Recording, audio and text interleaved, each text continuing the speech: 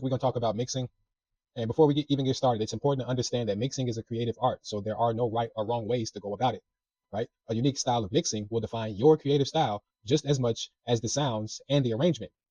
Now, the first step in creating a mix is to begin by setting the relative volume levels for each track, right? So you have to identify the defining elements. So in regard to like hip hop or dance music in general, right, the drums and the bass should be at the front of the mix or the loudest instruments, right? And it's generally best to begin mixing by starting with those defining points.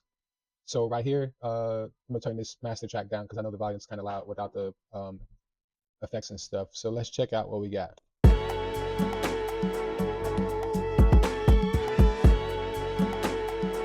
So yeah, let's mute everything except for the kick drum, right? Because again, that's the defining element, the kick drum. And typically, let's make sure we're in mono. Yep. Okay, so I like to have that sitting around -5, right in there, right? And now that we got that started, we need to build everything or place everything else around it. And we have 2 claps, and let's get those situated. See that the peak level on that is kind of equal with the kick drum, but we don't want it set like that because there are going to be 2 claps. So we're going to kind of get rid of it a little bit by bringing it down. Right in there. Because again, like I say, we are layering the sounds. Here's another clap. Right now, because the velocity on this one isn't as loud, the peak levels aren't that loud. So we don't really have to worry about bringing it down too much. See, it's already at like -1. So we're going to leave that right there. Right. Next is the shaker. And what I'm about to do right now is I'm going to bring the master track volume down just a little bit more, right? So we can get an idea of what's really happening, right? That shaker sounds louder than everything else almost, right? So we're going to bring that down some.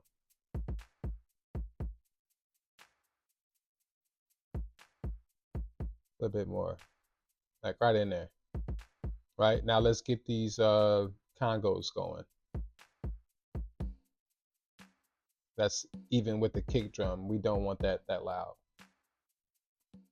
Right, these instruments are also going to be panned to the left and to the right, so they don't need to be that loud to stand out, especially when they're in their own pocket.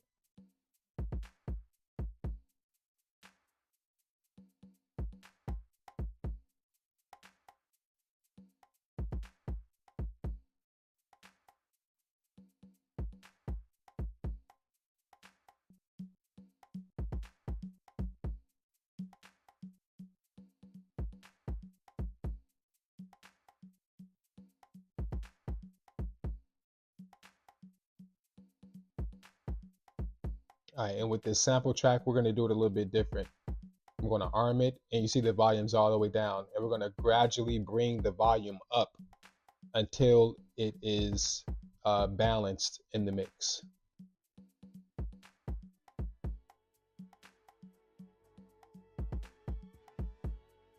See, like that's too low, of course, right? So let's just keep going. Actually, before we go any further, this right here is like all of the percussion and the kick drums, right? Everything's playing out of this track, right? So let's just bring that down just a little bit more, right? Till about -3, because again, we need that headroom to add the compressor and all the other effects, right?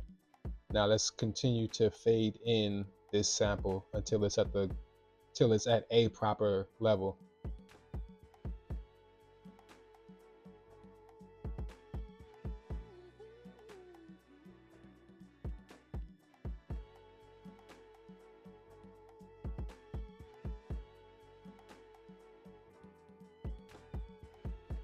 Right, we still have to go in and EQ and remove a lot of the unnecessary frequencies, right? But So far, this sounds like a well-balanced mix. Let's bring that shaker up just a little bit more, right? Because there's a shaker in the sample. You can hear that, right? But we're going to end up removing that later on. Now, from here, what you want to begin to do is pan your instruments so that they're pan your percussion so that they're sitting in their own pocket, right? Now, let's go to the master track. Let's turn mono off, right? Hit a difference. Let's bring this volume up just a little bit more. And we're going to turn the sample off, right? So we're going to get real dramatic, right? We're going to pan this shaker all the way to the left. Of course, we don't want it sitting there, right? But we're just going to gradually bring it back towards the center until it's in a good pocket.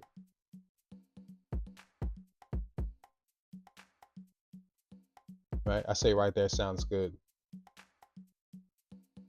Same thing with these congos. Right? Get real dramatic. Got it all the way to the left. You hear that? Right. So we're going to bring that.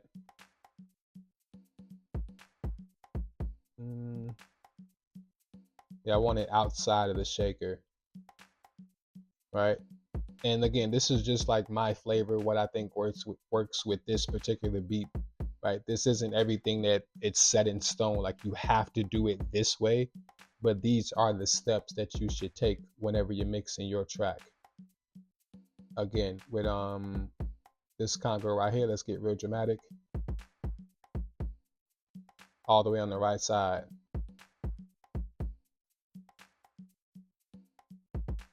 Let's bring that in.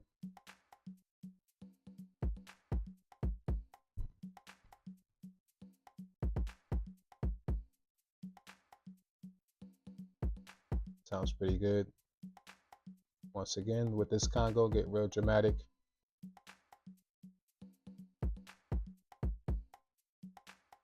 Right, I want that sitting about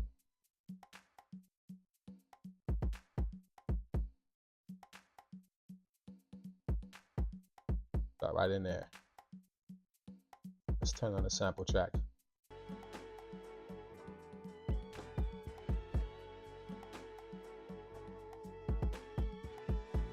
Let's actually bring that down just a little bit. Right? Because again, like I said, we're going to go in and remove those unnecessary frequencies later on. Let's throw the track back at mono and let's bring the master track volume down more. All right, now listen closely.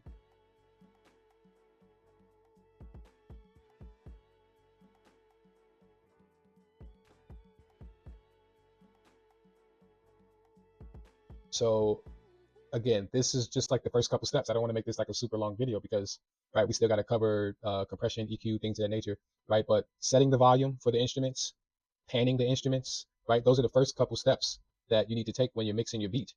And, depending on, what kind of sound you're going for, that's all you need to do. You probably don't even need to add that many effects, right?